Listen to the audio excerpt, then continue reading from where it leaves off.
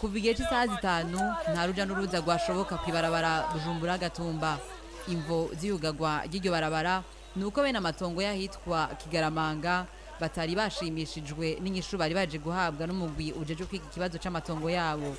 Ku nshuro igira gatanu guyo mugwi nta gishasha wabwiye, bagiriza buramatari n'ubuyobozi butunganya amatongo ko bariko barabatoteza mu kubima amatongo yabo.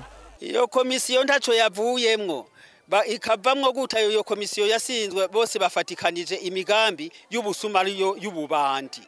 Iyo rero nukubera aho hantu bamaze kuharya batoshobora kugira nyango baze kugira nyango bahashikiriza abanyagihugu.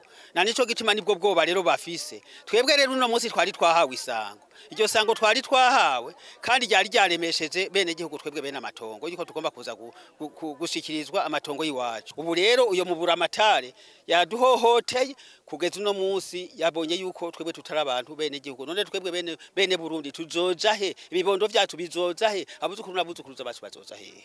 Iyo miryango igera ku 200 itagira uwo yitura imenyesha ko igiye kwihereza ahayegukira.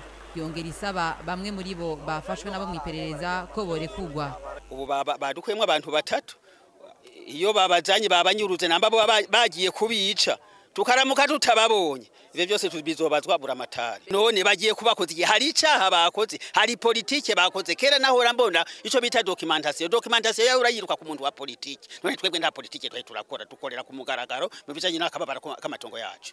Iyo miryango ntishaka amazu aguma yubakwa mu matongo yabo bafise kuva mu mwaka wa 1953. Ibarabara ritahita kuva ku isaha zitanu ryuguruwe isaha 9. Uruja n'uruza rw'abunguruza abantu n'ibintu rubona kubandanya.